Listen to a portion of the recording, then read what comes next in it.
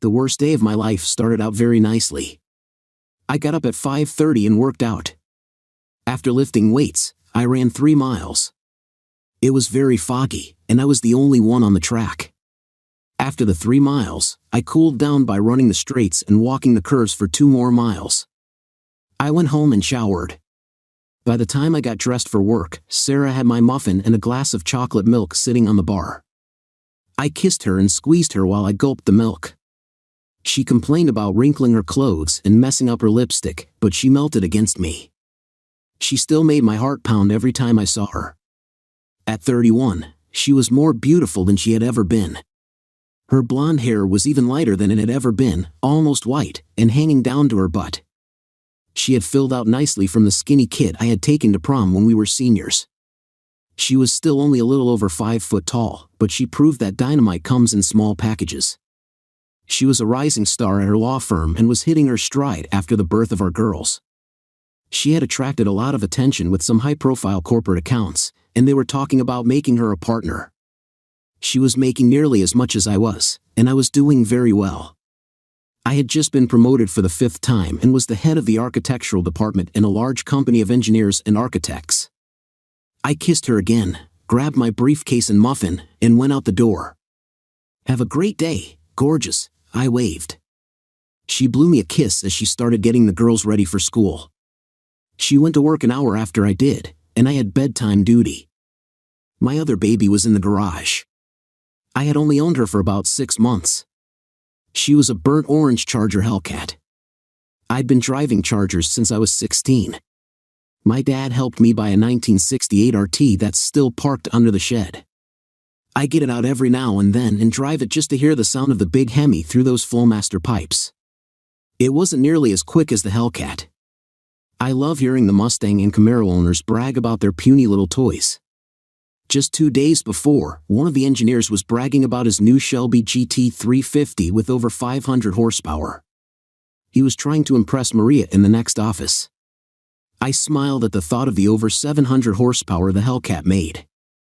I actually loved all the new pony cars, but they weren't in the same universe as the Hellcat Charger or Challenger. Hot rod owners are a class of people I like, and we all have our own babies and like to needle the other guys. I had a great day at work. I finished the power plant design our team was working on at about 1:30 and took the rest of the afternoon off. I washed my baby. It was a beautiful afternoon, and I could see myself in the polish when I put her in the garage. Sarah texted me and told me she would be a little late. She was in a conference and would be home about 5 o'clock. At 3:30, I was in the kitchen making chocolate chip cookies. I had 2 pans done and a plate sitting on the bar. I heard the door open and 2 little angel voices coming through the living room. 2 little blonde pixies set their backpacks down and flew across the kitchen to wrap themselves around me. Carmen and Camber, my babies, were home. They're identical twins and the cutest little bundles of joy on God's green earth. They have mom's hair, freckles, and big blue eyes, but they have my complexion. Sarah can tan, but I'm naturally olive complected, and they got my skin tone. It was a contrast with their hair and those eyes. They were going to break hearts when they were older. At 8, they were just adorable. They fought like hornets, but only with each other and Sarah. They were just honey and silk with me, and they didn't allow anyone to say anything bad about the other one. Sarah had a kind of rough time dealing with the 2 of them. I know they loved their mother deeply, but any time she corrected one of them, the other one always took her sister's side, and they could argue as vociferously as their mother could. They outdid each other telling me about their day. School had just started a week ago, and they loved their new teacher, Miss Brooks, who was new to the district. I had yet to meet her, but she'd certainly made an impression on my girls. I fed them chocolate chip cookies and tall glasses of milk while listening to them with an idiot grin on my face. Yes, they were my angels, and they could do no wrong. They each ate 3 cookies and went upstairs to do their homework. Homework when they got home was my rule, and then we had the rest of the evening to do whatever we wanted. I took the last sheet of cookies out of the oven and put them on the platter. I heard Camber call me, so I started up the stairs. I felt something odd and realized my phone was vibrating. I took it out and saw a text. The number looked familiar but wasn't in my contacts. I checked it while climbing the stairs, You were one hot sexy babe today. I can't wait until tomorrow afternoon." While I appreciated the compliment, I had no idea who would send me such a text, since I had no plans for the afternoon other than work. I figured someone had punched in the wrong number. I decided to play a prank on whoever it was. "Thanks, babe," I wrote. "Remind me again about the time and place?" I got a message right back. "You're using Shell's phone. Make sure you delete this. Can't have Sheldon getting suspicious too soon." Our place. I froze halfway into the girl's doorway. "I'm Sheldon Clanton, and my phone number ends in 9. Sarah's is the same but ends in 8, and the girl's end in 7 and 6. Someone had made a big mistake." I was numb and unable to move. Carmen glanced up at me. "Daddy, we need help with these math problems." "What's wrong, Daddy?" Both girls stood up and stared at me. The look on my face must have shocked them. I shook off the confusion. "Nothing, girls. It's just some bad news." "Nothing to worry about, my babies," I lied. "Let me see that math." 5 minutes later, I heard the garage door go up. Sarah was home. I heard her walking around, and in a minute, she poked her head in. "What's for dinner?" she asked. "Hey, sweethearts," the girls bounced up and hugged her. They came back and sat down, and Sarah came up and put her arms around my neck from behind. She nibbled on my ear. "I'm going to grab a quick shower," she said. We finished the math, and I asked the Munchkins if they wanted to go out to Incredible Pizza. They were all over it, and by the time they got dressed in shorts and t-shirts, I was waiting in the car. "Isn't Mom coming?" Carmen asked. "She had a long day," I told them. "Let's let her rest. We'll turn off our phones, and it's just me and my angels tonight, okay?" They were down for it, and we had a great time. I forgot to turn my phone off, and it vibrated a dozen times. I ignored it and dove back into the games and the mediocre pizza. We got home at 9:30, and Sarah was asleep on the sofa with her phone in her hand. I held my finger to my lips and tiptoed upstairs. The girls got into bed, and I went to get my clothes for tomorrow. I went to the spare bedroom and locked the door. I lay awake until midnight when I heard a soft knock on the door. "Shell, what are you doing?" I heard a stage whisper. "Open the door." "Where did you go and why is the door locked? Why are you in there?" I didn't answer, and she knocked several times, calling my name a dozen times before giving up. She obviously didn't want to wake the girls, and I heard her footsteps going down the hall toward our room. Well, what had been our room? I didn't know what it was now. I was up by 5:30, and as I was going into the garage, I heard her alarm go off. I got in the Hellcat and backed out. I saw her come into the garage just as the door went down, and I drove to the park. I usually ran at the high school track but ran at the park that day. My phone went off a dozen times, but I ignored it. I showered and got dressed at work. I got my buddy Marcus to loan me his Altima. At noon, I felt like I was betraying everything I believed in by getting into that thing, but it looked like every other little box-shaped car on the road, and I wanted to blend in. Sarah's car was at the office, so I pulled up across the street and waited. The windows were dark, and I knew no one could see me inside. At 2:30, Sarah came out and got in her BMW. I followed her at a discreet distance as we drove out into the suburbs. When she turned into a subdivision, I knew where we were going. My brother Mark lived there. What the hell? This kind of sucked. Now I knew why the number looked familiar. I'd never gotten along well with him, and we didn't talk much. The only time I saw him was at family events, which was too often for my liking. I had decked him 2 years ago when I saw him put his hand on Sarah's hips, and we hadn't spoken since, although his wife and Sarah spent a lot of time together. I parked across the street as she pulled into his driveway. When she got out, she looked upset. She went inside, and I got out and walked around to the back of his house. I had been there 100 times before, but I couldn't believe what I was seeing. Mark's wife, Chloe, was lying out by the pool. This was just getting weirder and weirder. She was a stunning woman, sophisticated and elegant in an understated way, exuding class. She looked up when she heard the back gate close, and a look of sheer panic ran across her face. Shelton, she gasped. What are you doing here? I walked up the steps to the deck as Chloe jumped up and came running toward me. Shell, wait. Don't go in there.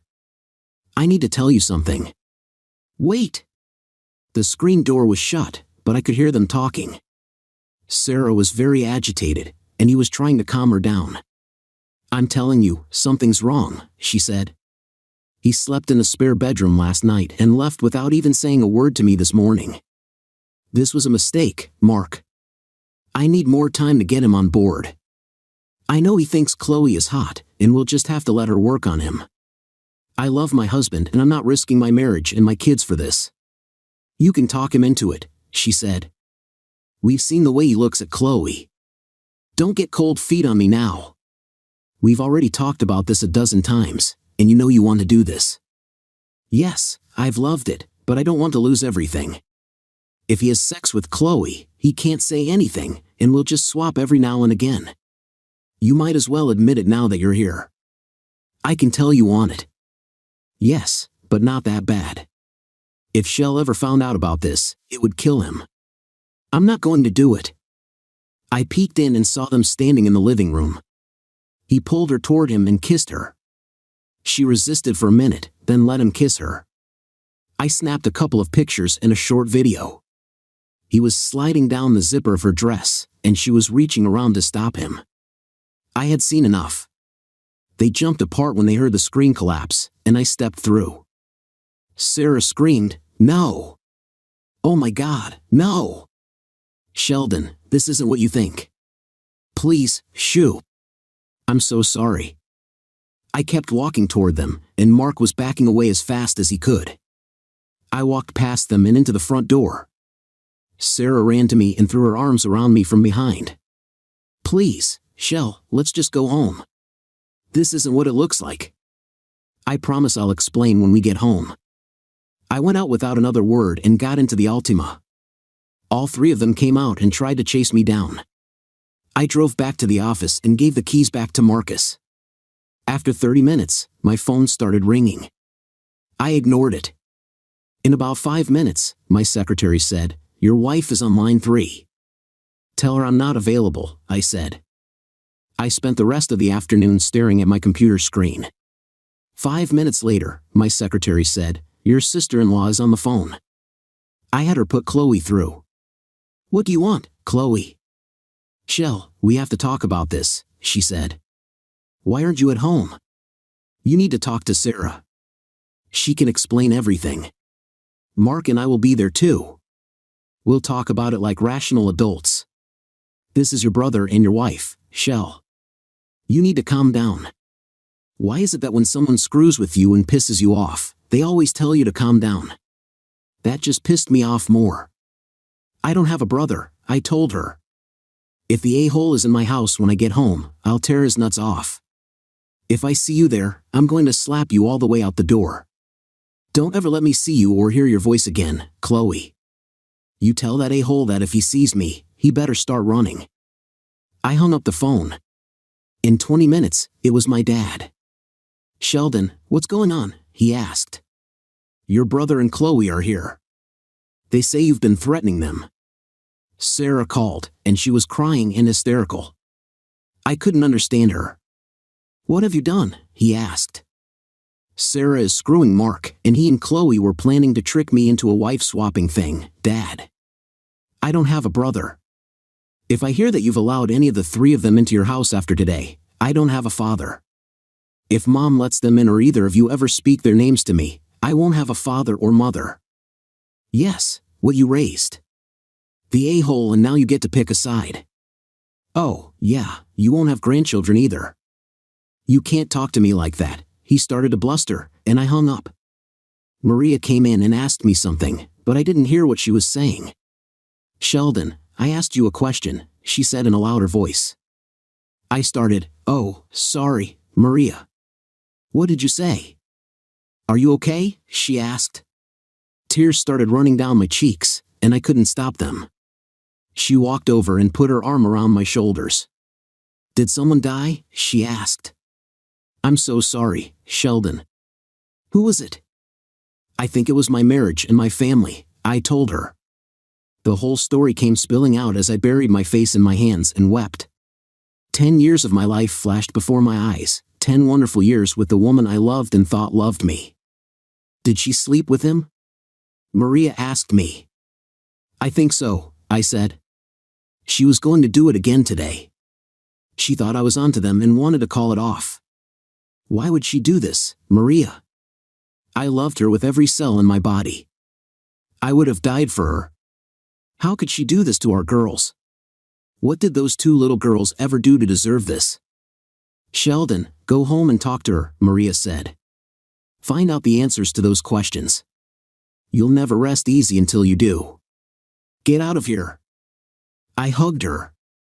Thanks, Maria. You're a good friend. Please don't tell anyone about this. She looked hurt. Jesus, Sheldon, how could you say that? You know I won't tell anyone. I apologized, and she hugged me again. I know you're upset. Just go home and try to work this out. My phone had been going off ever since I got back to the office, and it rang on the way home until I turned it off. When I pulled into the garage, Sarah came running out. She stood beside the door, and I just sat there for a minute, collecting myself.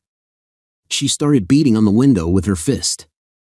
Sheldon, just get out and talk to me, please. I'm begging you. Just let me talk to you. I opened the door, and she tried to hug me. I pushed her away. I think she was shocked. I wasn't a violent man, and I'd never laid an angry finger on her in our lives. Don't touch me, Sarah, I told her. You make me feel like I need a shower. She burst into tears. Okay, I won't. Please, Shell, just come inside and let me talk to you. You have until the girls get home, I told her. When they get home, the talking is over, and we pretend that everything is fine. Do you understand? They aren't involved, and if you upset them in any way, we're done. That's not enough time, she wept. Can we talk again after they go to bed? I don't know, I said. It depends on what you say between now and when I go and pick them up. You have an hour and a half. Make the best of it. I will, she promised. Please, can we just go sit down?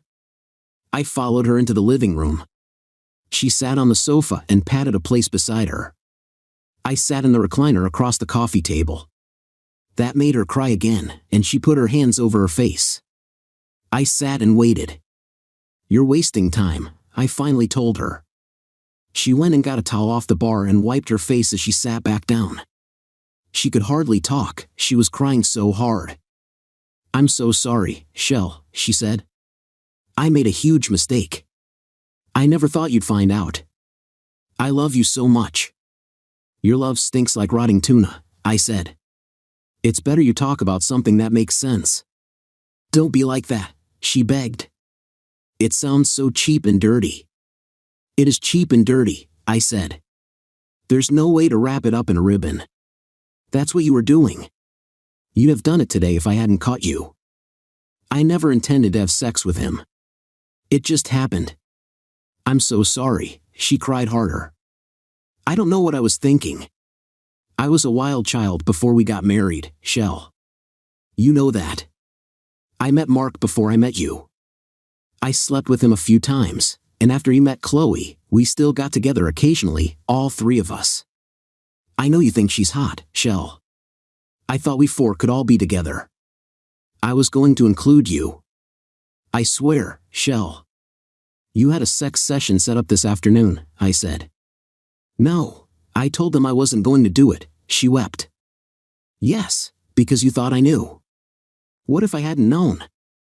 I wasn't going to have sex with him. It doesn't matter, you did know. How did you know? What difference does it make? I yelled. You were going to screw that creepy a-hole. Do you know what that makes you, Sarah? Please, Shell, I'm sorry. I'm so sorry. I don't know what I was thinking. I didn't think it was going to turn out like this.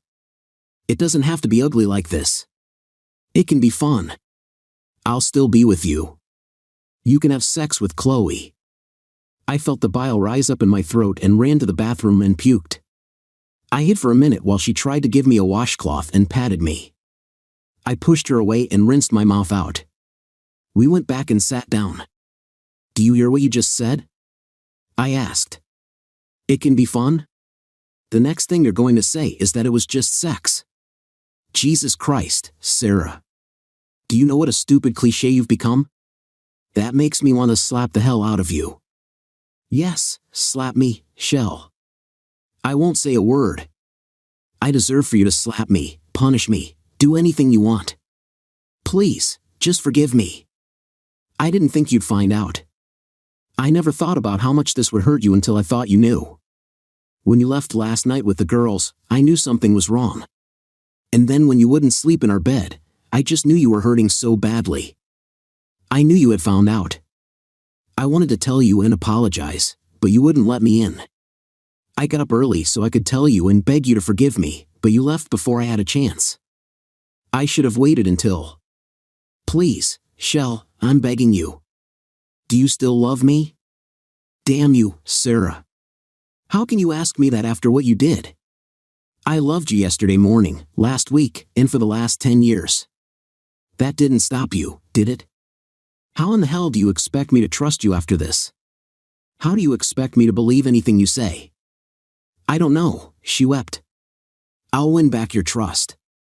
I'll prove you can believe me. I'll do anything. Just tell me what you want me to do. Do you want to have sex with Chloe or someone else? I won't say anything. Please, just let me earn back a chance. I'm so sorry. I'm so sorry. It was a mistake. Haven't you ever made a mistake? Yes, I've made lots of mistakes. I make mistakes every day, I said. I forgot to pay the cable bill last week. I spilled paint on the garage floor. I didn't forget I was married, and neither did you. This wasn't a mistake. This was treachery. A mistake would be if you thought he was me. I don't know how to get over this, Sarah. You tell me how I get over this. I don't know, she cried. I'll do anything, though. We can get help. I'll go to counseling. I'll wear a bracelet. I'll quit my job. I'm desperate, Shell. I never wanted to hurt you. I don't want to lose the girls over this. Please give me a chance to fix this. My God, the girls, I said. I've got to go and get them. Clean up, Sarah. If you aren't under control by the time I get back, I swear to God I'll kick you out of this house. Not a hint. Do you understand? Yes, I'll take a bath. I'll be good. I promise. Can we talk again after they go to bed? You can't promise me, Sarah. Don't you make any promises to me, I shouted.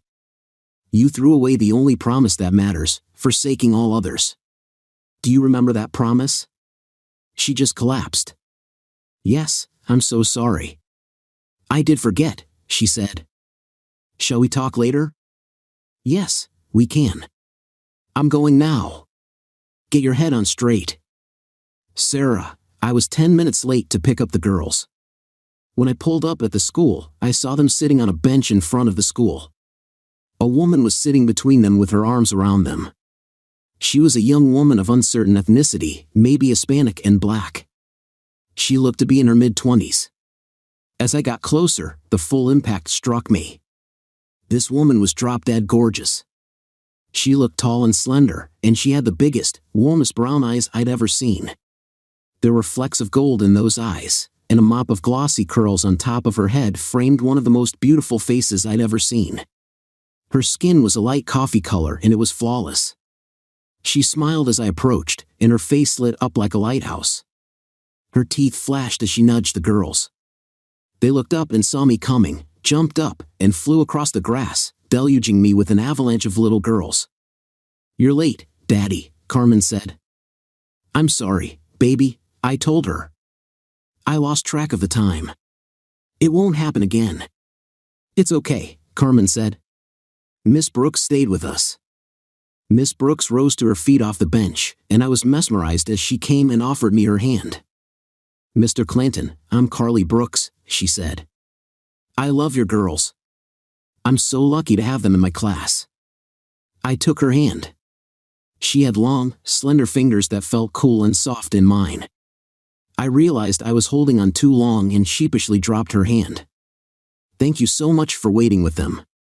"I'm very sorry, Miss Brooks," I said, struggling to find my words. This woman was incredibly attractive. She wore a white blouse with the first 2 buttons undone, revealing an expansive smooth brown cleavage. In there, her melons were so fantastic it was almost impossible to look at her face. As she breathed, I could see the jiggle and sway of those gorgeous breasts. She noticed my confusion, and I swear 2 little bumps popped up on the ends of those mountains. "Carly," she corrected me. "Sheldon, do you think I could talk to you for a minute?" "Girls, could you wait in the car for a minute?" I asked. "Just for a minute." They hugged their teacher and went off to the car, holding hands. She smiled after them. "I hope you're very proud of them," she said. "They're the sweetest kids in this school. That's why I wanted to talk to you. They were upset this morning. They told me their mother was crying and that she cried all the way to school until she dropped them off. Is everything okay at home? Has there been a death in the family or something?" I swore to myself, "No, Carly, everything's not okay. It will be, and I'll make sure this never happens again. Their mother and I are having a rough spot. I'll make sure to keep them out of it. I'm very sorry." "Is it something you can talk to me about?" she asked. "I'm a good listener and I'd do anything for those little girls." "Thanks, but I can't talk now," I told her. "It's too painful, and I don't know where this is going yet. I appreciate it, though. Maybe when it's all smoother, I'll tell you, but it hurts too much now." Her hand came out, and her fingers gently caressed my jawline. I realized that she was very tall, her eyes were almost level with mine, and I'm 6 feet 3 inches. She smiled, her arm dropped, and she walked back to the building. I watched her for a minute. There was one of the most fantastic butts I've ever seen moving under that gray skirt. She was poetry in motion.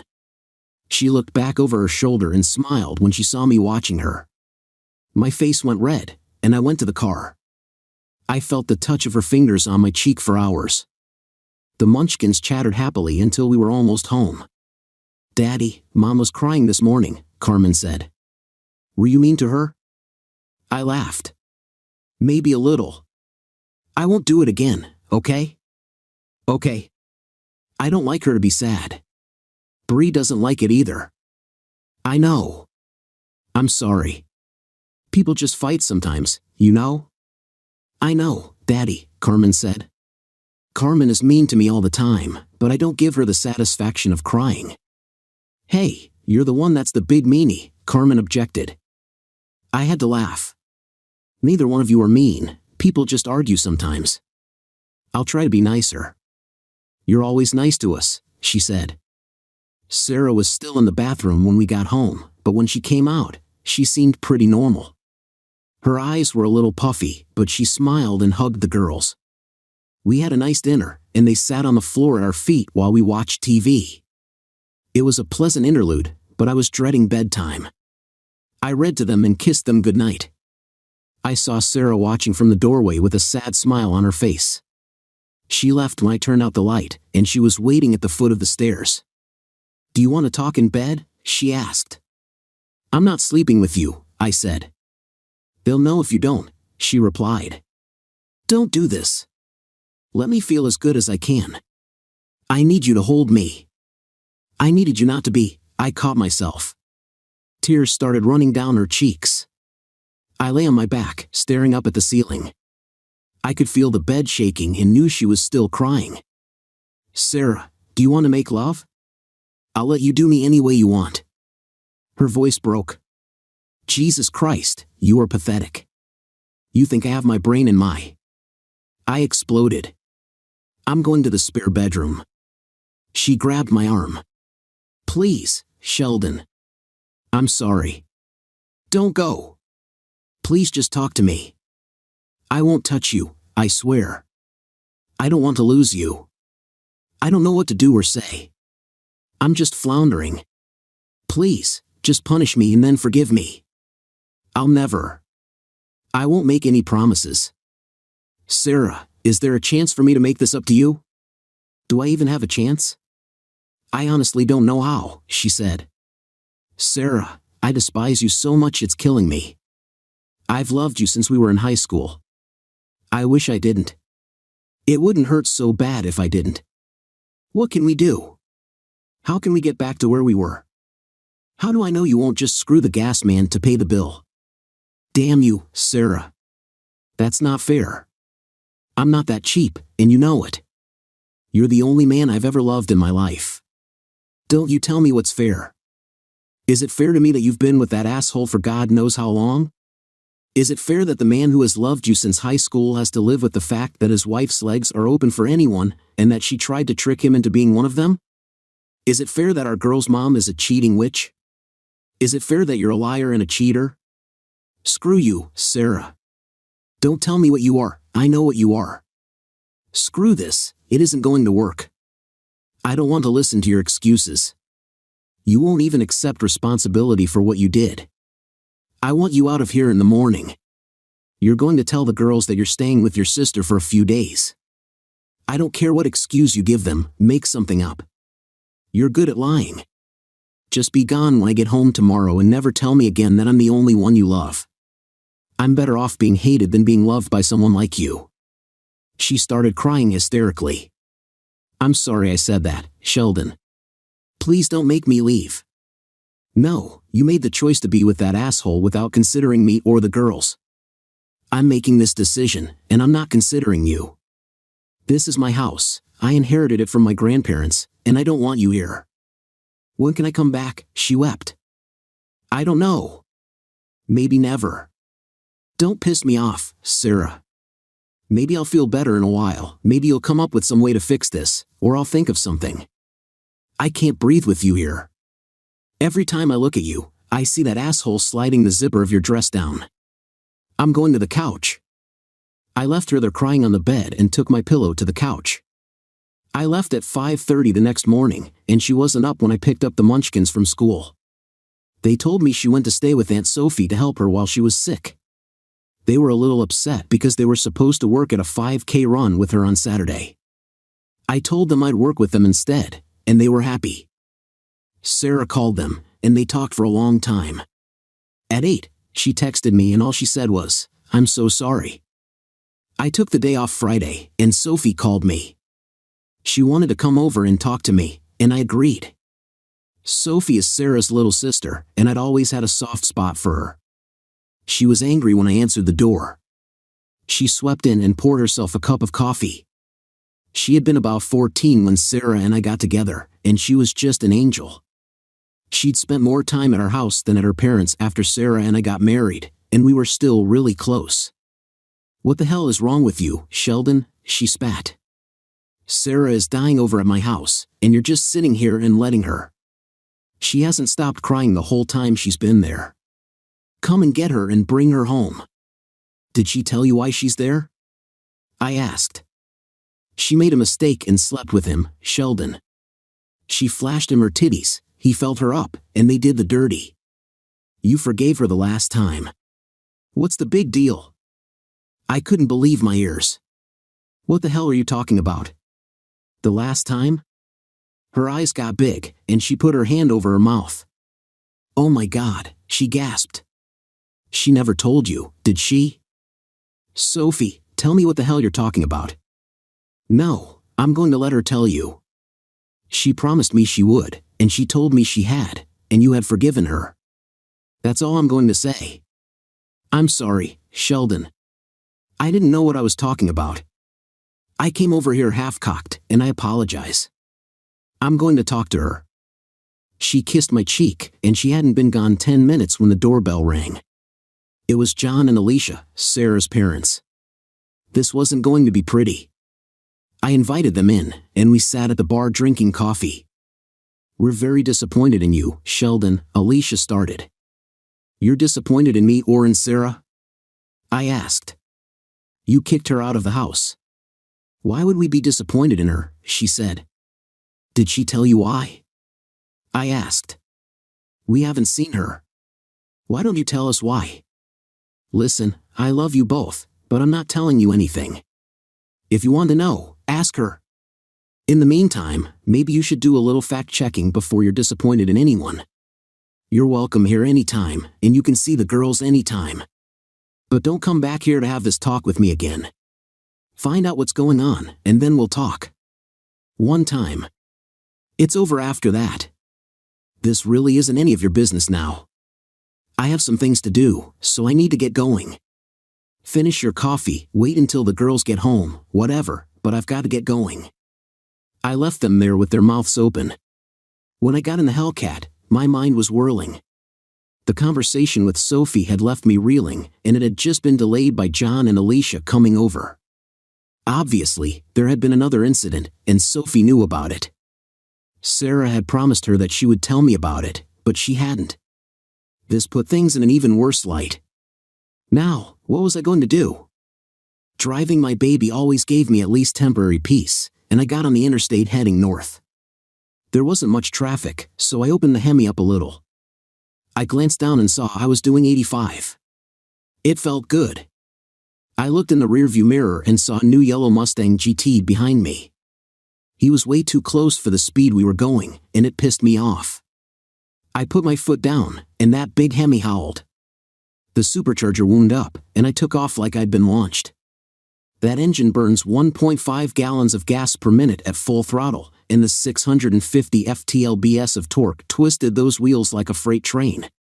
The Mustang began to fall back immediately. It hung in there until we passed 120, but when I got to 150, it was just a yellow dot back there. I pulled off at the next exit. I needed gas, and there was a convenience store there. I pulled up to the pump and swiped my credit card. I heard a pretty sweet-sounding engine pull up on the other side of the pumps, but I didn't pay much attention. "Sheldon, is that you?" I heard a woman's voice call. I looked back, and that yellow Mustang was sitting there. Carly Brooks was getting out. She walked down the pumps toward me. She had on a button-up shirt and jeans. I noticed she had on white flip-flops, and her toenails were painted the same yellow as her car.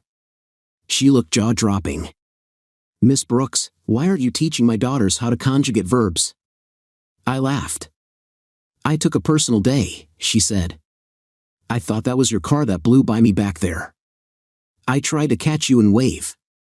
Jesus, that thing's hot. I didn't know you were a car girl. That's a pretty pony you've got there. Is it stock?" "No, I've put a lot of work into it.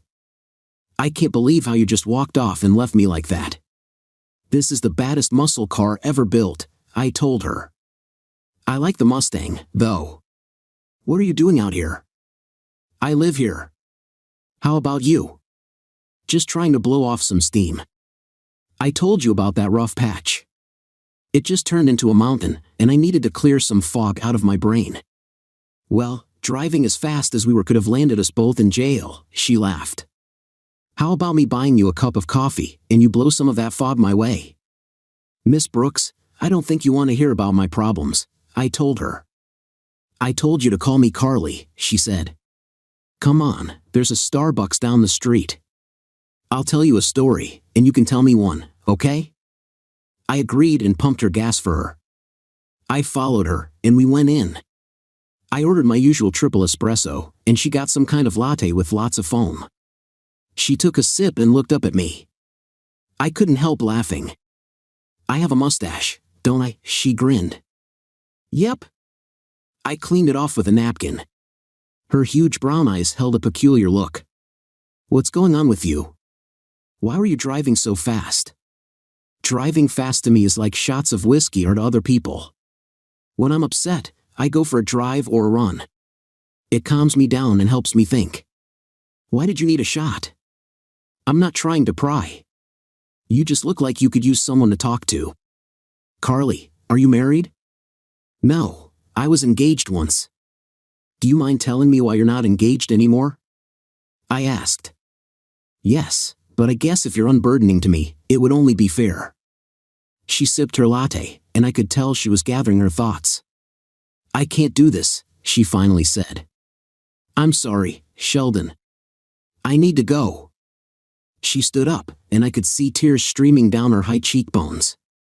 I stood up and walked over to her. I pushed her back down in the booth and slid in beside her.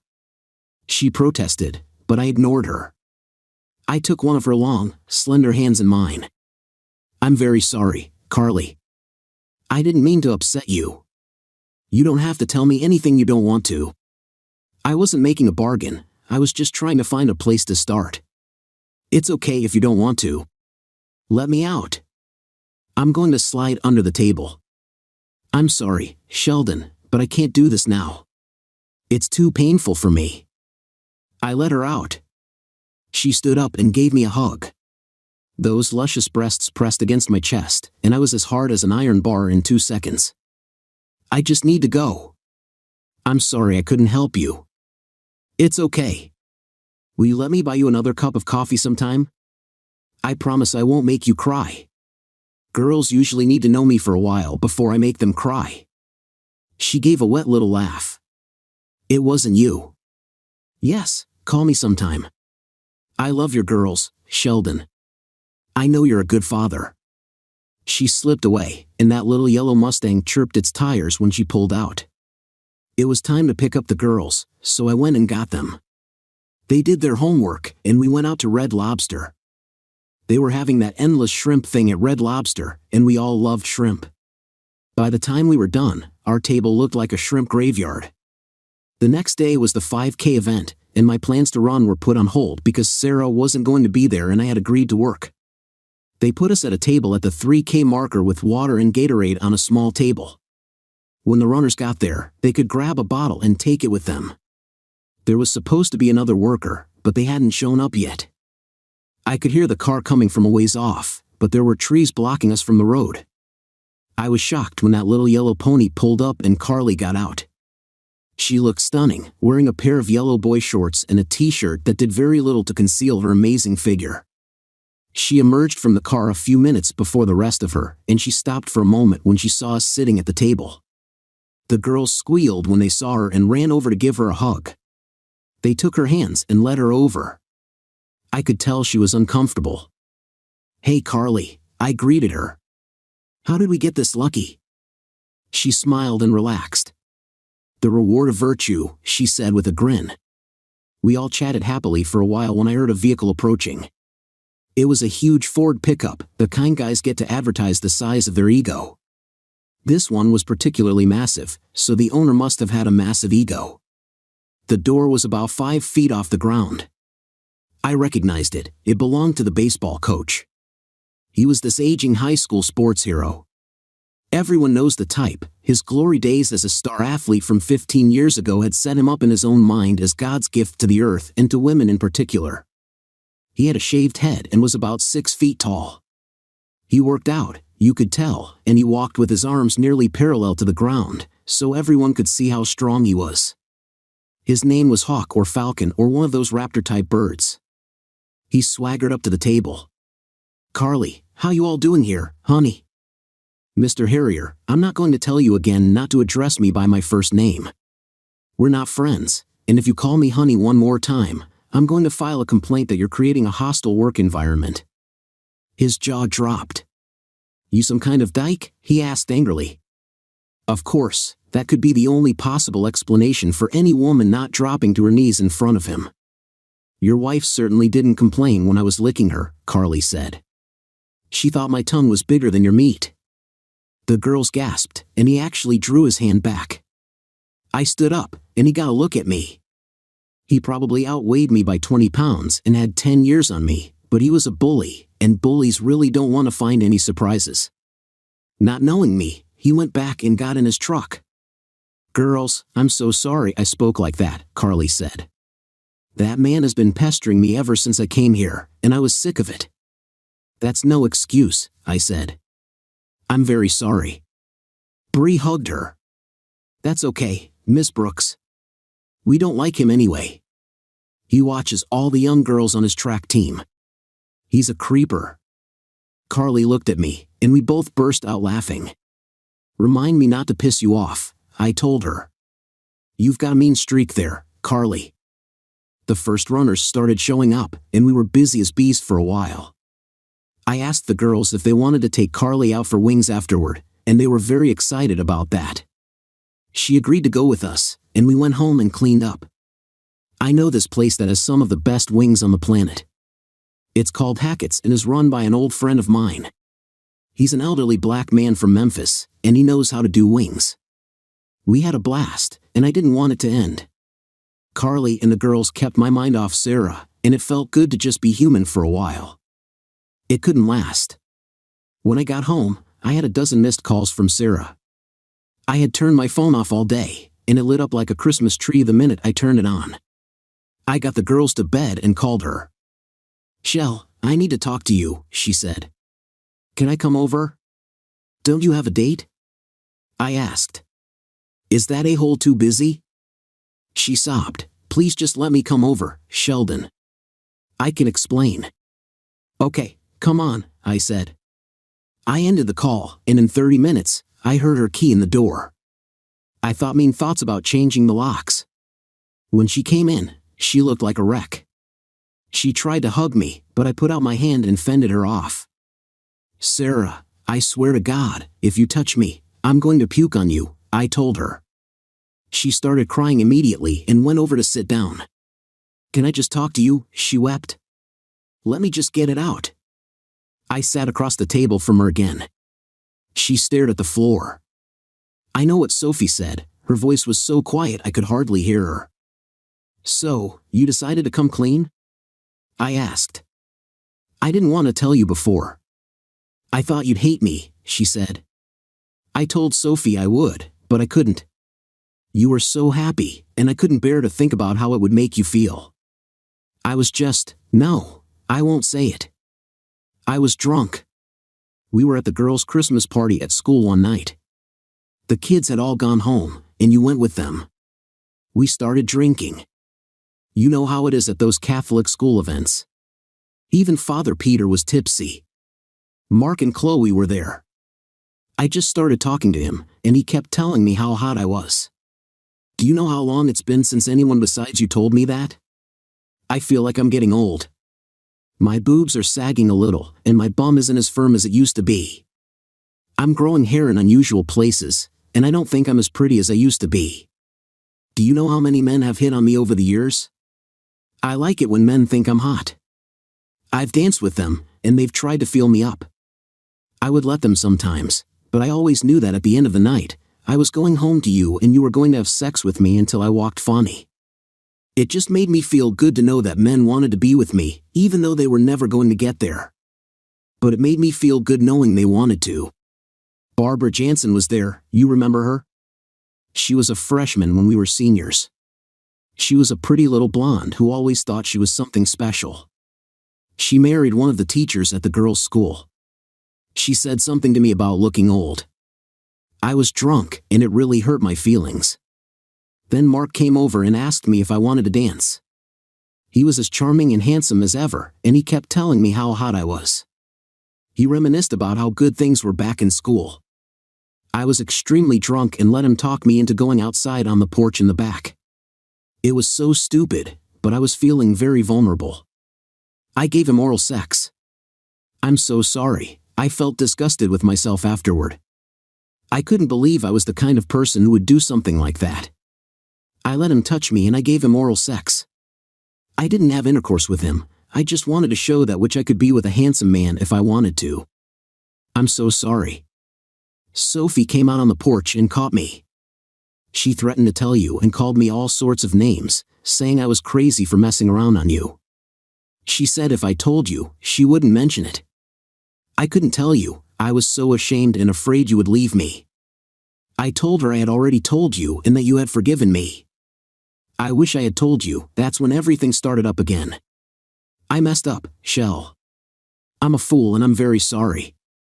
I hate myself, and if I've made you hate me, I don't know how I'll live with myself. I've never loved anyone but you, and I never will. Please, Shell, don't hate me. Please forgive me. I swear to God that if you let me make this up to you, I'll work like a slave to do it. I'll do anything you say. Please don't leave me. Please don't take my girls away from me. What can I do? I'll do anything. I know now that you'll never accept it. Sarah, I don't know what you can do. I said I haven't had time to decide what I'm going to do. How can I trust you? You've lied to me several times. You told me you were working late when you were actually with someone else. What if I forgive you, and one day you have to work late? What am I supposed to think? How will I keep from wondering if you're with someone else or giving him oral sex? How does that work? She was crying uncontrollably. I don't know, Shell. I only know that I love you and the girls, and I see what I've done. I see how my stupidity has damaged us and our family. I don't want sex with anyone else besides you. I've just been out of my mind. You're an amazing lover, but I got so caught up in thinking about what we did back then. I should have understood the message. What do you want to do? Do you still love me? That's the problem, Sarah. I do still love you, but I'm not sure you ever loved me. I'm not sure I believe anything you say. No, I'm sure I don't. I have to assume everything you tell me is a lie. Are you coming clean with me now? I'll never know for sure, and I don't think I'll ever believe anything you tell me. Here's your chance. If you're hiding something, you should tell me now. It won't make any difference. I couldn't possibly be any more angry with you than I am right now. This is your one chance. I swear to God I'm being honest. She said, there isn't anything else. I love you, Sheldon. I don't love anyone else, and I never have. I interrupted her. You were going to cheat, and you did cheat. It wasn't okay. I know you don't want to hear it, she said. I just want you to understand it didn't mean anything to me. I'm not in love with Mark or Chloe, it was just exciting sex. I thought you might like to join us. I can see now that you never would, and it was a mistake. Well, it sure as hell meant something to me, I told her. The fact that it didn't mean anything to you is the problem. If I slept with some stranger, would that mean anything to you? It's not the same thing, she said. We were going to include you. You were going to get to have sex with Chloe. She's hot for you, Sheldon. It's exactly the same thing, I said.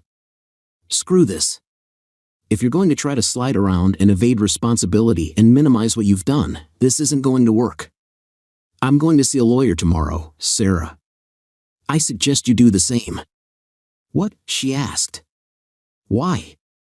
When I file for divorce, you'll need one, I told her. She gave a little screech and collapsed. I didn't say anything while she wept for about 5 minutes before she could speak. I don't want a divorce, she sobbed. Please, Shell, why do you want to divorce me? I told you I'd do anything, she continued, but you won't even step up and accept how badly you messed up. You're trying to make excuses and minimize your cheating, like it wasn't anything. No, I'm not, she protested. I see how badly this has hurt you, and I'm so sorry. I'm just trying to get you to understand that I love only you. It didn't mean anything to me. You're my man. So, you were willing to screw me over for people that didn't mean anything to you? Is that what you're telling me? Is that supposed to reassure me? I don't know what I'm saying, she wept. I'll say anything you want me to. I'm just trying to get another chance to get you to forgive me. Tell me what you want me to say. How about I'm sorry, Sheldon? I screwed up, and it will never happen again. Yes, I am sorry. I screwed up, and I won't do it again. Can I please come back home, Shell? I'm dying without you. It's killing me that I can't be around the girls. I'll do anything. I'll sleep in the spare bedroom. I'll be your slave. I'll cook and clean, and you can use me any way you want. You can have girlfriends or whatever you need to get over this. I actually might, I told her. Do you know that I met someone I'm very interested in? I was afraid of that, she said. Go on a date with her, bring her over here, and I'll cook for you. I'm as serious as I can be, Shell. I'll do anything to be part of your life. I'll serve dinner and treat her nicely if that's what you want. I just want to live with you and the girls. If you want to have sex with me, we'll just be sex buddies. Just give me a chance to win you back. I'll never have another man for as long as I live. If you need to get revenge or punish me, I know I deserve it. I'll take my lumps and never complain. Just give me a chance. Let me think about it, I told her. I'll call you tomorrow and let you know what I decide. Don't say a word to the girls, okay? No, I won't. I'll do anything you say. Thank you for talking to me, Sheldon. I know I don't even deserve that.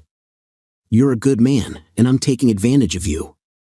I'm sorry, but I can't help it. I'm dying inside being apart from my family. Maybe you should have thought of that. No, forget that. I won't beat you up, I said. I need you to talk to some people, pastors, rabbis, counselors, or something. I don't think you have the right moral compass. Will you do that? Yes, I'll do anything, she said. She left, and I lay awake most of the night thinking. I didn't want her back. The idea that she couldn't take what she had done seriously, that it didn't mean anything to her, messed with my head. How could I take her back when she didn't even see anything wrong with what she did? The only thing she regretted was hurting me and nearly losing her family. That was so messed up on so many levels. I didn't know where to start. The problem was the girls. How could I destroy my babies' lives by kicking their mother to the curb? I drifted off to sleep still confused about what I should do. I got some clarity in the morning. The girls loved their mother, and she was a wonderful mom. They didn't deserve any of this, and I needed to make their lives as good as possible. I was certain that living with a cheating person wasn't good for them. I called into work and got the day off. When the girls got up, I told them I was taking them out of school so we could talk. It was the most difficult conversation of my life. I didn't tell them that their mother was a cheater. I just told them that we had some issues we needed to work out and that she wouldn't be living with us. They cried as if someone had died. At first, they accused me of ruining everything, but when I told them I hadn't done anything, they figured it out. Did Mom do something bad? Camber asked. Daddy, did she cheat on you? I'm not going to tell you anything bad about your mother, I told them. She loves you very much, and you shouldn't blame her for anything. This has nothing to do with you, girls. You're the best girls I could ever imagine, and we both love you with all our hearts. Just give me a chance to work this out, okay? They reluctantly agreed, and we talked for a long time. I called Sarah and we met for lunch. She was distraught when I told her I needed some space. I get angry every time I look at you, Sarah, I told her. You need to stay away from me. I've decided that I can never forget what you did. You may have cost me any relationship I have with my family. I'm divorcing you, Sarah. I'll let you see the girls anytime you want. We have a prenuptial agreement that if either of us ever cheated, the innocent party keeps the house. You won't be hurting for money, I'll make sure of that. The witch came out to play. She called me every name in the book, promised to turn the girls against me, and to clean me out in court. I wished her well and walked away. Carrie called me after school and was worried about the girls. She noticed they weren't at school and was very concerned. I promised her that they were okay, and she asked if she could come over on Saturday to talk. There was a car event that day, and I was planning to drive in it. I asked her to go, and she agreed. Sarah picked the girls up in the morning, and I went to pick up Carrie. She was as gorgeous as ever, wearing the tightest jeans I had ever seen. The way her bum jiggled in those jeans was enough to give a dead man a hard-on. Her big breasts swung under her button-up shirt, plainly visible without a bra to restrain them, making it hard for me to speak. I felt like my throat was dry all the time. We had a 50-minute drive, and we talked a lot. She finally broke down and told me her story. She had been engaged to a businessman in the town where she grew up. They met in high school and fell in love. She was so happy but must have missed some obvious signs because she caught her fiancé in the cloakroom with one of her bridesmaids at the wedding. She left without saying a word to anyone and just drove away. She had never contacted anyone in her hometown again and ended up in our town, getting a job teaching at the school where the girls went. She was obviously upset, and the memory was still fresh and painful for her. I knew exactly how she felt, so I told her what was going on with Sarah and me. Her eyes were filled with tears when I finished talking, and mine were a little misty too. She leaned over and put her head on my shoulder. Her hair was a big mop of curls, about a foot long, sticking up every which way. It was the sexiest thing I'd ever seen. My phone buzzed after we arrived at the show, and it was Mom. "Sheldon, we need to sit down and talk. I'm calling a family meeting. Gail and Helen are driving down, and we'll meet here at the house." "Is A.O. going to be there?" I asked. "Your brother has some things he needs to tell you." "I told you what was going to happen. Don't call me again." "Mom, Sheldon, don't be like that," she begged. "Okay, he won't be there. Will you come?" "Hold on a minute," I told her. Carly was trying to get my attention. "Talk to them, Sheldon. It's the only way to move on." "Have you talked to your family?" I asked her. She grinned ruefully. "No, but I know I should, and so should you." "Okay, Mom. When is this meeting?"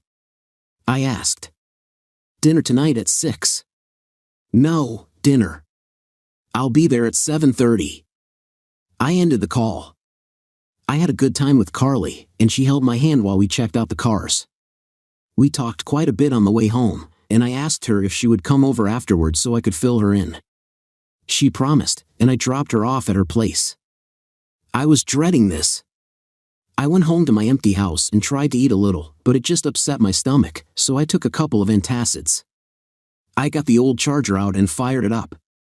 It just felt right, and that rumble soothed my nerves. I'm sure they heard me coming a block away. Mom came to the door before I got there. She hugged me, and I just stood there stiff as a post. When she looked up at me, there were tears in her eyes. She didn't say anything, she just took my hand and led me inside. I heard the lock click behind me, and Dad was standing in front of the door with a baseball bat. "We're not going to let you tear this family apart with your stubbornness," he cried. "Go and sit your bum down." Well, this was going to be interesting. My sisters, Gail and Helen, took my arms, and I sat between them.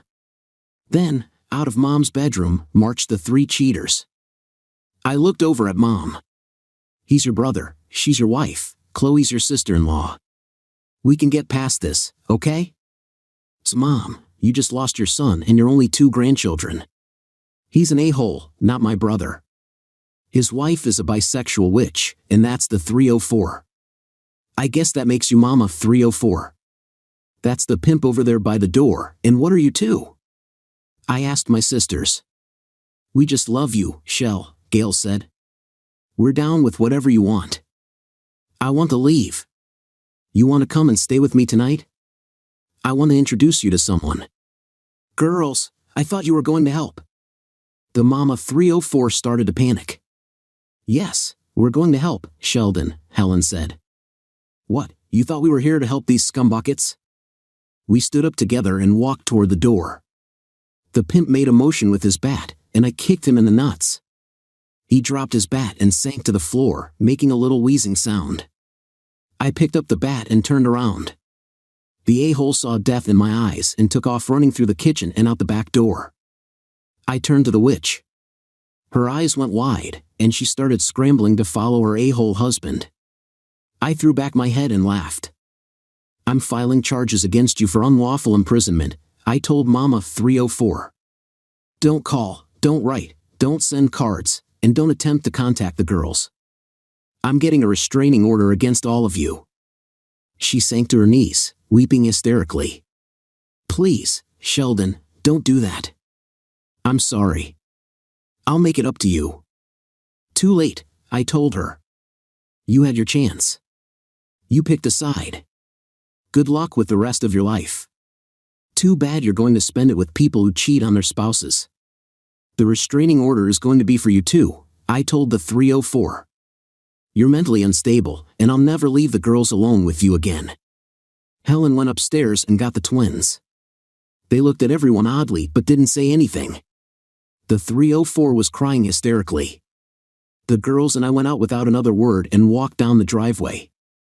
"You want to drive?" I asked Gail, tossing her the keys.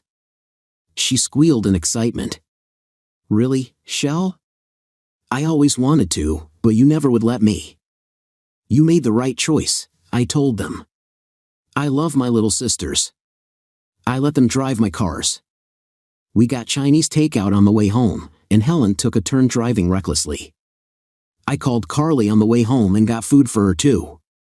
The twins went flying across the room when she came in and threw themselves on her. They each took a hand and led her over to their aunts. "This is our teacher, Miss Brooks," Camber introduced her. "I think she's Daddy's girlfriend too." Carly was blushing furiously, and she just looked adorable. "Camber, we're just friends. You shouldn't say things like that." "Well, since Mom cheated, we want you to be with Daddy," Carmen told her.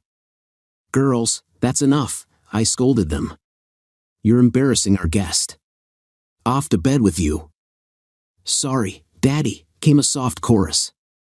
"Will you read us our book?" they asked Helen and Gail. They led their aunts upstairs and left Carrie and me in an awkward silence. I walked toward her, and she looked a little frightened. I took her hands and pulled her in for a hug. Her curls tickled my chin, and she melted against me. "How about it, Carly?" I murmured. "Want to be my girlfriend?" She tilted her head up to look into my eyes. Those huge brown eyes were full of golden glitter. "I might," she whispered. "Kiss me, and then I'll decide." Her lips were the softest I'd ever felt, like delicate pillows. I felt her gentle tongue touch my lips, and I let her in. I could hardly believe how intense the moment was. Her body was pressed close to mine, and she let out a soft sigh that nearly drove me wild. She pulled back slightly, looking at me as if gauging my feelings. Whatever she saw must have reassured her because she let me pull her in again, resting her head on my shoulder. "I won't be with you until you're not with her," she told me. "I understand," I said. "I'm not her, Carly. I won't become her either. It's going to take a while to resolve all this. I've got the rest of my life," she said. She kissed me again, making my toes curl. Before I walked her out to the pony, I went to see a lawyer the next morning. Her name was Marcy Gray, and she was very rude. At first, I think she thought I was dumping my wife for an upgrade. She was about 40, with the largest natural breasts I'd ever seen. She was short, very curvy, and pretty too. I wanted her to like me, but we got off on the wrong foot. "If you're here to get out of paying child support or maintenance, you need a different attorney," were the first words out of her mouth. That pissed me off. "Okay, that's not why I'm here, but thanks for seeing me," I said, getting up to walk out. I stopped off at her secretary's desk and asked how much the appointment was. She opened her mouth, and Miss Gray cut her off. "What the hell is the matter with you?" she yelled. "You can't just walk off like that." "Watch me," I told her. "I don't know who the hell you think you are, but you can bite me. I don't have to listen to insults, especially not from people I employ. Screw off." She swelled up like a toad. She opened her mouth and started laughing. She laughed until she cried, then came and got me by the arm. "I'm sorry," she said, wiping away the tears of mirth. "Sometimes I forget that there are decent men in the world. I see so many a-holes every day that I forget. Nobody has talked to me like that for years. Please accept my apology.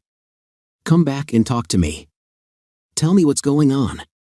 Despite my misgivings, I let her lead me back into her office. She poured me a very good scotch.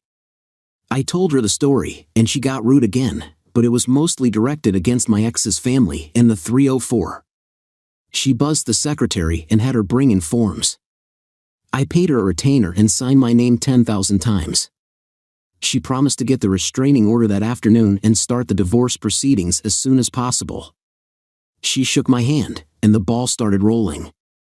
In 3 days, the 304 was served, and my ex's family was charged with unlawful restraint and terroristic threats.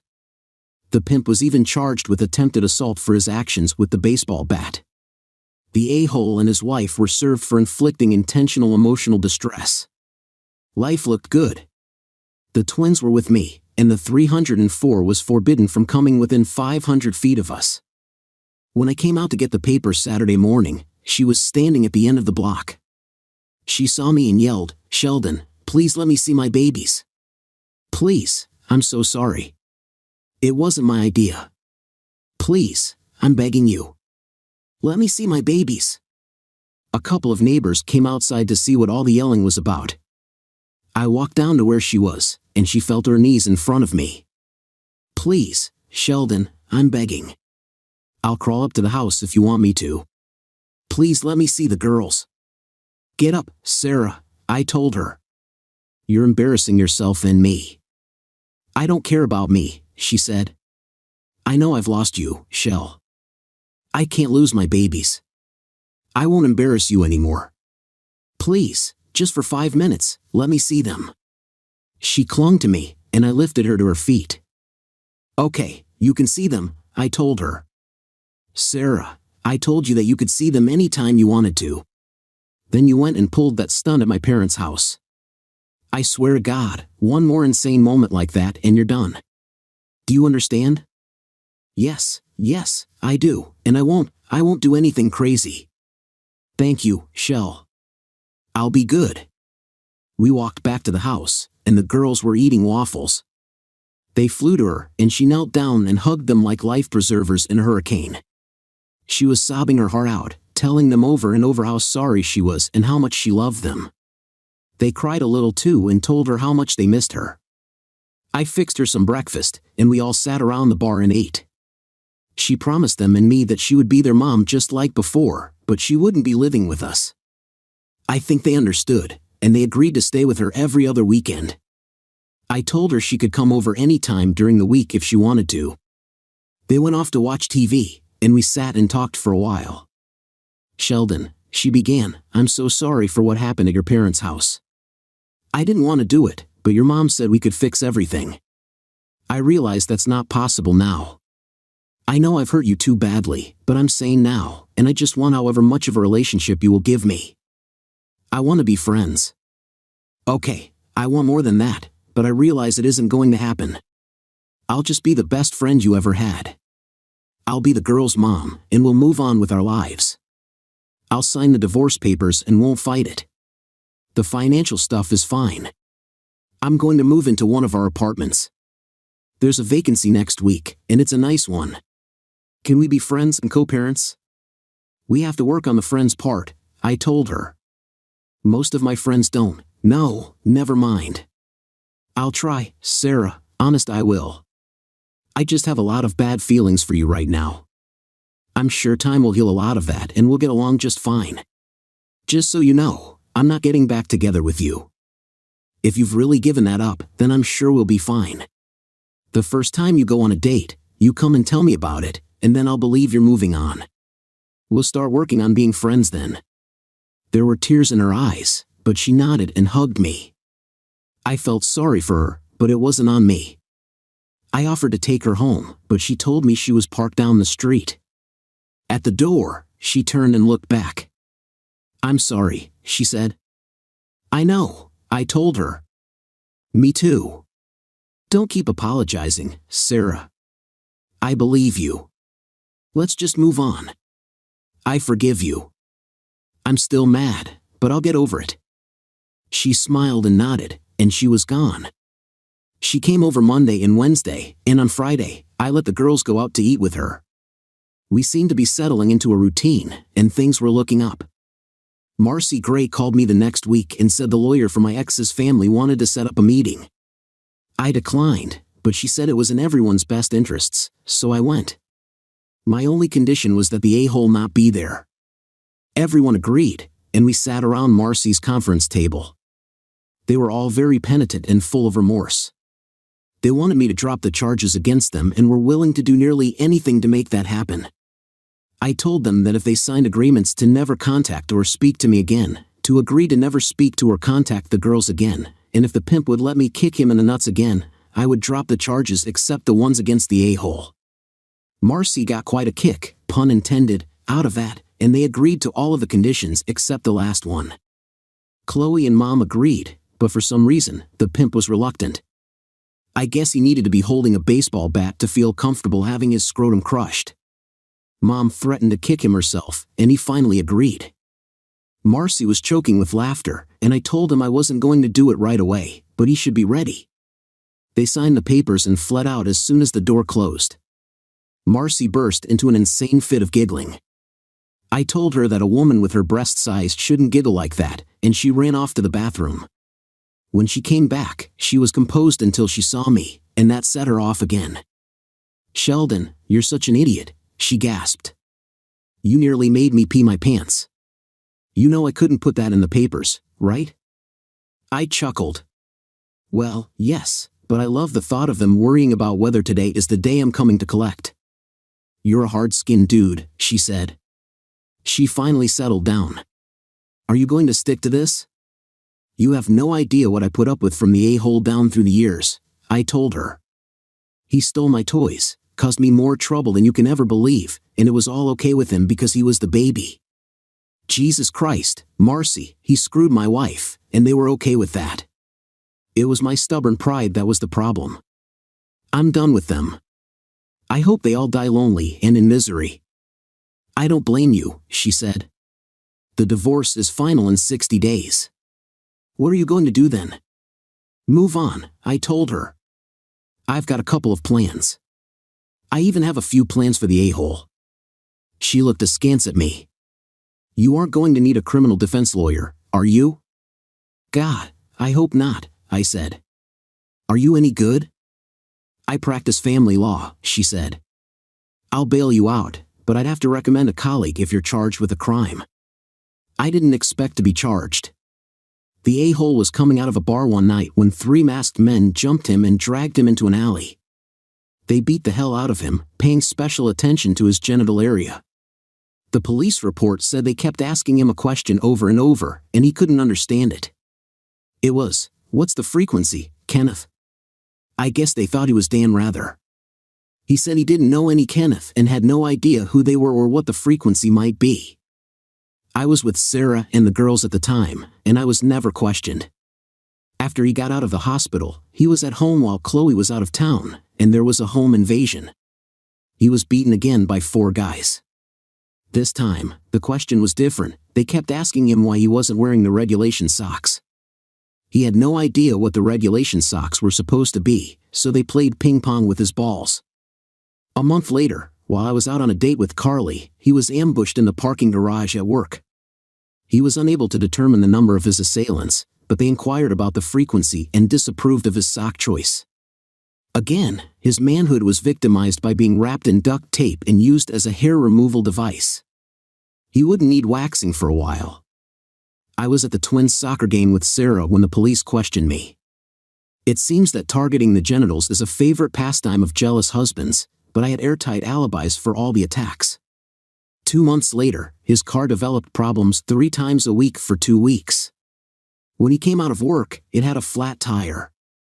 There were mysterious holes in the sidewalls, possibly about the size of an ice pick. Security began to watch it, and it recovered its ability to hold air in its tires at work, but when he went into stores or bars or left it alone for a minute, the malady recurred. Injector problems plagued it for a while due to the presence of naphthalene in his fuel. The repairman said it was most likely caused by the mothballs in the gas tank. How they got there remained a mystery. His barbecue grill exploded when he was trying to light it. A month later, there was a gas leak, and he was missing his eyebrows and lashes, as well as the front of his comb-over for a while. This run of ill fortune continued until the culmination of the airbag in his car deploying unexpectedly, causing him to collide with a tree. Of course, the airbag had deflated by that time, and he was injured in the crash and back in the hospital. His wife, the lovely Chloe, decided that his bad luck might begin to affect her and filed for divorce. He was afraid to step outside his door and took a job in Cleveland selling tires. My life was going great. The divorce went through smoothly, and I was a free man. Carly and Sarah walked around each other like 2 tomcats for about a month, but one day Sarah asked her out for drinks and dancing. Sarah had a date and told Carly to tell me about him. He was an accountant, and Carly said his name was Bob. She thought he seemed like a nice guy and was pretty good-looking too. The girls got along pretty well, and the tension eased around the house when they were there at the same time.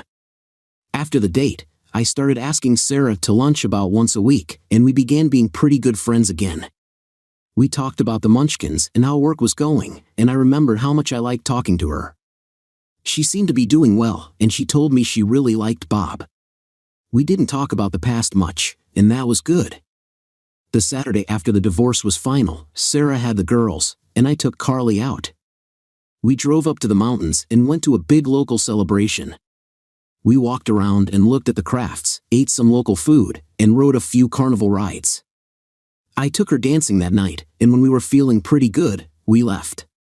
When I dropped her off, she invited me in, and I didn't hesitate. We made wild love that night. In the morning, I saw her looking at me. "Sheldon, I'm in love with you," she murmured. "Do you love me?" I asked. "More than you can imagine," I told her. "I thought I'd never be happy again, Carly.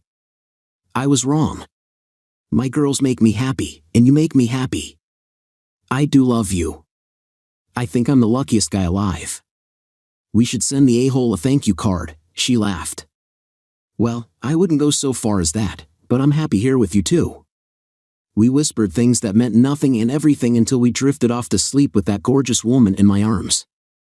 After 2 months, she moved in with me, and the twins rode to school with her every day.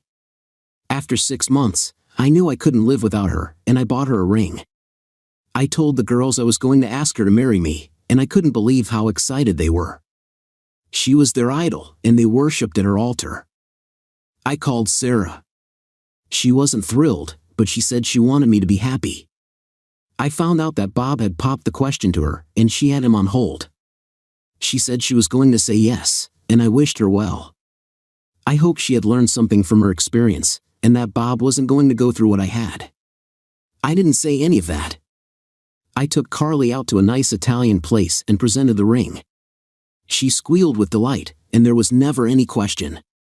When we got home, the girls were waiting up and were all over us. "Can we call you Mother?" Amber asked her. "We already have a mom, but we decided we want to call you Mother." Carly dropped to her knees and squeezed them close. "Thank you, girls. It would be an honor to me. I've loved you since the day I met you. You'll always be my little girls. I'm not trying to take your mom's place, but I would be proud for 2 angels like you to call me Mother." We got married, and now, a year in, I love her more every day. I've never been happier, and she's still a sex goddess in bed. Sarah married Bob, and they have a baby boy. I've never heard from the ex-family, and I don't expect I ever will. My sisters mention them sometimes, but they don't have much to do with them either. Sometimes you just have to live with your choices. They made theirs, and I made mine. The worst day of my life was pretty bad, but I have the feeling the best days are still ahead. Carly is going to make sure of that.